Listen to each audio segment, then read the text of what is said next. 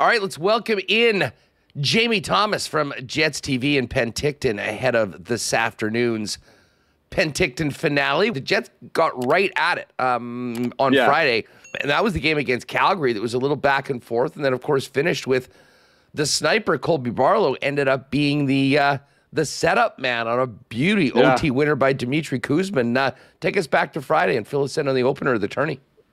Yeah, so I was talking with Mark Morrison, of course, the head coach of the Manitoba Moose, and he says traditionally at this tournament, there's a whole bunch of penalties called because it's just chaos out there because these kids are just trying to make a name for themselves. They're taking their shifts are way too long, so they're tired, and then in their effort to make something happen, something bad happens. That was not the case on Friday because there's 11 guys, I believe, here from the Manitoba Moose. So there's some experience. There's 3 guys here that have played in 3 tournaments already. There's a bunch of more guys that played here last year too. So they seem very settled in the first period, jumped out to a 2-0 lead, and then kind of let things get away in the second period. Calgary tied it up at 2. Third, they exchanged goals. Jacob Julien got a power play goal. Calgary tied it up with a shorthanded goal. And then in overtime, great work by Henry Nikin at 3-on-3 at the Jets blue line, forced a turnover. And then it's Colby Barlow and Dmitry Kuzmin breaking out 2-on-0, and Barlow with the old head fake made it look like he was going to shoot, and then he passed it across beautifully on the stick of Kuzmin, and he put it in the net. So it was a great start that way. And then you looked at Saturday, they had a practice day, and then yesterday they played the Vancouver Canucks, the host. Now, the Canucks, being the host of this tournament, kind of, I don't want to say, they bring their big roster, let's just say. So the American Hockey League team seems to be the opponent, but the Jets played well through the first 2 periods. Another great goal from Brad Lambert. Of course, Nikita Chibrikov's got a couple of goals, so they jumped out to another 2-0 lead. And then Vancouver slowly started taking over in the third period. Winnipeg had no ozone time, and talking to Brad Lambert after the game, he said it seemed like they ran out of gas because even though they had 8 shots on goal and Vancouver only had 8 shots on goal, the chances they were giving up, Vancouver had way more ozone time, kind of wore them down. So Vancouver doubles up the Jets 4-2. But Mark Morrison, as a whole, very happy with his group. He put Colby Barlow, Brayden Yager, and Nikita Chibrikov together yesterday. They kind of got things going, but as Mark said, it's a short tournament, so it's not a lot of time for these guys to develop chemistry. He's going to go with those 3 again today against the Edmonton Oilers at 1 o'clock Central Time, and you can watch that at winnipegjets.com. It'll be Mitchell Clinton doing the color analysis. Yeah, of course, we're going to be following that throughout the afternoon here on the program when we go live. Brad Lambert, center of attention, coming into training camp this week, and by all accounts, Jamie, he has shown why there is a lot of steam behind his chances to potentially be in the mix for an NHL roster spot. How did he look in both games? Oh, my gosh. Yeah, so good. I think it's easy to say, if anybody that's watched the 2 games, he's been their best player.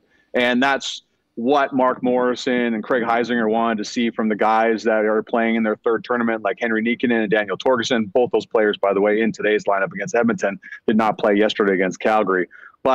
Against Vancouver. But Lambert has dominated the first game, and yesterday against the Canucks, just a great rush up the ice, cut to the middle, wires a shot in, and then on the power play, a seeing eye backhand pass to Nikita Chibrikov, a guy who's played with numerous times on the power play with the Manitoba Moose. And Chibrikov, all he had to do was 1 time at home. But Lambert has been physical, and that was the conversation, right? He had to win more puck battles. He's winning a lot more puck battles at this tournament so far. So I think the idea was for him to kind of get a jump start for his confidence and get his legs going, his game shape as early as possible, heading into what will be a very interesting training camp with the Winnipeg Jets starting on Thursday. Listen, we're going to be talking about Lambert nonstop. Yeah. At training camp, but I did want to ask you just about his role within the team. Listen, we kind of spoke last week. A lot of people were surprised that he was even coming to the tournament, and he spoke to getting the invite and accepting it. He's been here a couple times. How is he, from what you've seen, Jamie, is Brad Lambert in a bit of a leadership position here? And how does he seem different just as a man, as a young guy trying to crack the team, as opposed to what you've seen in the previous couple trips out west? Yeah, for sure. A great question too, because as you asked that question about leadership, he is him and Dawson Barteau are the 2 assistant captains at this tournament. There's no captain, But that is that leadership role that Mark Morrison talked about before we left for Penticton back in Winnipeg. And I think he's taken it to heart. And, you know, in a short tournament like this, where we've already talked about you're trying to make a name for yourself, you're trying to prove yourself to management, to the scouts that have watched you, the people that have drafted you, to the fans that are watching back home, that you're worth that pick. But Brad Lambert's kind of been that quiet leader. Clearly, I'm not in the dressing room, but for them to the coaching staff to give him an assistant captain or an A on his jersey says a lot about what they believe in him and how he's grown as an individual. And that is a big thing, because maturity is such a tough thing for a lot of kids after they get drafted. The Jets want to see more of that. And I think everything that they've asked him to do, like that's put on weight, try to win more puck battles, be a little bit more physical, and have more of a leadership role, I think he's answered the bell so far. Albeit it's early, it's just a rookie tournament. But I mean, I think if another good performance today, I think he's set himself up very well confidence-wise and got the eye of management and the coaching staff as he gets ready for camp on Thursday in Winnipeg. Well, and listen, speaking of confidence, I mean, I think Brad should have a lot coming in. He talked about the great summer that he had last season playing in the NHL. The other guy that we might not talk about as much that's in a similar situation is Chibrikov.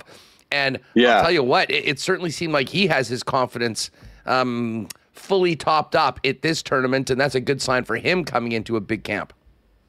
Yeah, and you speak of guys with experience, and like the one thing, the first two games last year at this tournament, you didn't really notice him, but in the third game, he started becoming more physical and throwing his weight around. He had 10 shots on goal, I believe, in the last game of the tournament here in 2023, and he's just carried that over. He's got goals in back-to-back games. He's been physical. He's got knocked over a couple of times, but he gets up so quickly.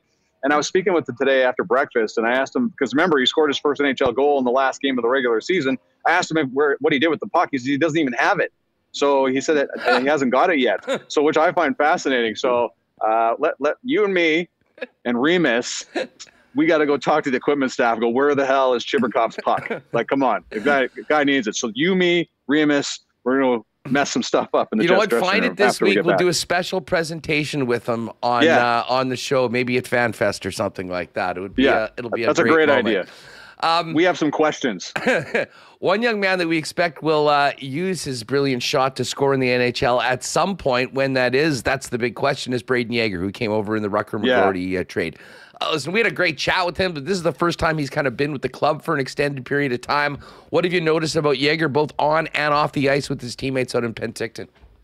Okay, well, first off, great kid. I think anybody that watched that interview with his first day in Winnipeg, I know he's done numerous interviews since he was been traded to the organization, but just a great guy, very calm. Did a not so long talk with him on the beach the other day. He likes to break down the game. Like I asked him about, your 200-foot game. Mark O'Leary, as head coach of Moose Jaw, said one of the things that really grew was helping out on the penalty kill. And, he broke down exactly how him and Jagger Furcus, were using their offensive mind to help break down the other team's power play in a shorthanded situation. So I think this kid wants to play in all assets and all situations. Really nice guy, great conversationalist, but he's around the puck at all times. And that's all Jets fans want to know. He's a good kid. And he wants to be in Winnipeg, but what can he do on the ice? He's been all around it. And I'm very curious to see with another game, with Nikita Chibrikov and Colby Barlow, what that's going to look like for a second game. Maybe that chemistry will come there, and maybe not so much a line in the future for the Winnipeg Jets, but he's caught my eye for sure, and I'm sure anybody else watches the game has been impressed with Brayden Yager so far. What about Kevin He? We had a real nice chat with him at the draft, and it was interesting to see him, in the top six, even on the top line with Brad Lambert in one of the games so far. What how's he shown so far? Yeah, I know. It's when you write articles, when you're doing spell check and you're going through, and the key doesn't really work very well. There's always they're trying to punctuate stuff all the time. But he's been tremendous. Another very cordial kid. Always talks to you, shakes your hand, asks you how you're doing. But when I asked him about his game, and I'm sure he's told you this, he's like a dog on the bone. He's everywhere. He's all over the ice. And I think it says a lot about how the Jets feel about him, that they keep putting him with Lambert and seeing what he has. And, he's that one guy that can skate with Brad Lambert because he does have deceptive speed. He is around the puck all the time. He's not afraid to throw his body around. He's not afraid to crash the front of the net. So it's been, for a guy that wasn't really talked about a lot heading into the draft outside of his heritage. I think he's really quietly made a good name for himself and caught the eyes of management, because Mark Hillier was on the broadcast the other day. He's really liked how he's brought his game here to Penticton so far. Couple other forwards I wanted to ask you about, and one guy that really had a breakout season last year. I mean, a lower pick, but I think has really improved his stock with the club, is Jacob Julien after his year last year in London. And I believe he scored on the weekend. I mean, he sure did. How's Jacob acquitting himself? He's doing pretty good, right? I think he comes from Junior B and goes to the Ontario Hockey League 2 seasons ago before the Jets drafted him, and he gets a long playoff drive in with the London Knights. And we all know how great of a job Mark Hunter does creating NHL talent with the London Knights in the Ontario Hockey League. So he's in a good place. But last year he took a big step, and we've gone over this many times about 70 plus points, goes all the way to Memorial Cup final. Well, the one thing where Jacob Julien one of his benefits is he always wants to get better. Like, he wants to be a better faceoff guy. He's a natural center. Played a second line center with the Knights last year. Has played a little center here so far. Here he'll be on the wing this afternoon against Edmonton. But I've really liked his game so far. But I think Chibrikov and Lambert have kind of stolen the show here so far, but it's been Jacob Julien has certainly been noticeable so far, and curious to see. I get the sense that he'll be going back to London for his 20-year-old season, but that has yet to be determined. One other forward, just before we pivot to the D and the net minding, that I wanted to ask you about is another guy that was picked in Vegas, an intriguing prospect. I mean, the Jets grabbed him late, but Kieron Walton, I remember talking with him afterwards. Yes, and, he is a big monster. Big young man. This is certainly a step up, I think, from where he's been playing at before. But just any observations on the big OHL product? Well, Kieron Walton is big. Certainly an impressive specimen. But at the same time, what you want to know is, can he move? And he's very light on his feet on the ice. He gets to the front of the net, just a big body. Has he been crashing around as much as maybe you would expect him to? Maybe not. But I think this is all about working through your emotions, your nerves. He's a really nice kid, but man, Mark Hillier talked about his offensive abilities too, and that's what you want to hear from a guy that is so big, and it's going to be tough to get stop from getting to the front of the net. But he does have some offensive flair to him as well. So very impressed with the big kid from the Sudbury Wolves in the Ontario Hockey League. Moving to the blue line, I mean, the one guy that, obviously is getting the majority of the looks and attention is Elias Salomonsson. What was his weekend like heading into the finale today? I think, he had a great game, very impressive against the Calgary Flames, but like everybody else in that third period against the Canucks, kind of dropped off. So maybe he ran out of gas. It's a tough schedule, buddy. Like, they play at 4 o'clock on Friday, played at 2 o'clock local time, and they're going to play at 11 this morning here in Penticton. So it's all jammed in. He will not play against the Edmonton Oilers. Mark Morrison has taken him out probably just to save him for main camp coming up on Thursday. But for the most part, you see where I think the one thing that doesn't get talked about Elias Salomonsson is his offensive abilities. And there's a great play on Calgary on Friday where he took the puck, facing the offensive end of the ice inside the Flames blue line, took it, just spun around lightly and made a nice play afterwards. So he's really good with the puck, and I think that's the deceptive part of his game. He's a big body. I think obviously there's a lot of pressure on him as he makes his big jump to North American hockey this year, the smaller ice surface. But I think all the confidence you get from winning a Swedish Elite League championship, I think that should carry over into his debut in North America.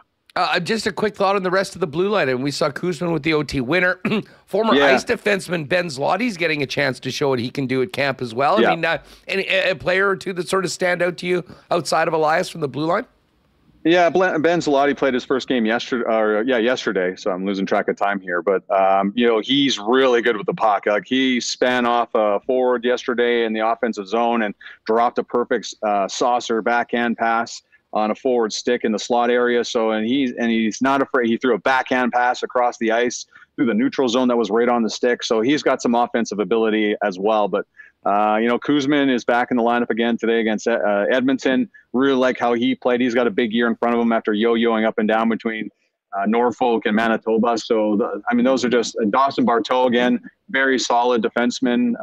Again, as I mentioned earlier, has been the assistant captain in all the games so far in this tournament. And I know where we're going next. We've got to talk about the goalies. Well, for sure. Listen, there might not be NHL opportunity to be a starter for the foreseeable future in Winnipeg with Connor Hellebuck's extension.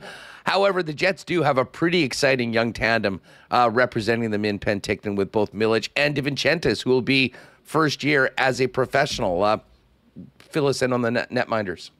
Yeah, for sure. And Thomas Milic was great on Friday. Like, it just... Talking with Craig Heisinger in the first intermission or second intermission of that game, he said the one thing about Milic is it'll be 3-3, and he might have let in 3 goals, but he's not going to let in that fourth. And he was tremendous when Calgary started pressuring the Jets in the second period, and was great. Didn't get tested in overtime, but he'll start the game against Edmonton this afternoon. So I think it's just a carryover. Not a lot of pressure on him last year, right? He just comes up from Norfolk, was supposed to stay in the East Coast Hockey League, so Manitoba has some troubles, and net he comes in. Not a lot of expectations, but helps lead them into the playoffs. So maybe a little heavier this year in terms of expectations. And then for Dominic DiViencentiis, couldn't really fault any of the goals that were allowed against him yesterday. There was a couple of nasty bounces in the favor of the Vancouver Canucks. Had a slow start last year, Huss. After being the Ontario Hockey League goaltender of the year, a lot of people thought he was going to be starting for Canada at the World Juniors. That didn't turn out. And then he really put it together. Some long conversations with Drew McIntyre, the goaltending guru of the Manitoba Moose and the organization. Some conversations about what he has to do differently, maybe change his perspective on certain things.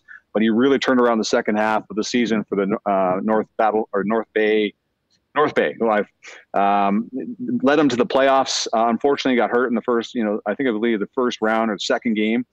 Did not play for the rest of the playoffs, but he seems to be carrying another role. Era of expectation and certainly an aura of confidence as well as he heads into another year with the Winnipeg Jets organization. Well, and listen, Milic is sort of 1 year ahead of him, and we saw him start in the East Coast League, play very well, and finish up carrying the mail for the Manitoba Moose. So I think the blueprint is sort of there for what's to come for DiViencentiis. One guy we haven't seen in games, but did shed the yellow jersey for practice is Chaz Lucius. Right. What's up with Chaz? Positive developments? Do we think he'll be able to participate in training camp? What are you getting from the coaching staff on Lucius? Yeah, he took off the old yellow jersey, and Mark Morrison told us that he hates the yellow jersey in particular. I bet he does. And I'm talking Morrison can't stand it. Lucius is tired of wearing it, so he did not take part of contact drills on Saturday when the Jets had a full practice. But he's in there skating with his teammates. Is he getting close enough? That the ankle's getting better, but I think they want to make sure this is because of all the injury history that he has. They want to make sure that he's there. Before they get him in at main camp. But, it's got to be frustrating for him. It's got to be frustrating for the organization because when he's healthy, we've seen the magic, and he's got a big body, and he's so talented with the puck on his stick, goes all the right areas. So I think we're all excited to see what a fully healthy Chaz Lucius can provide for the organization. I just don't have a timetable exactly what that's going to look like. Yeah, no one probably more anxious to get out there than Lucius himself, considering the bad luck he's had for the last few years.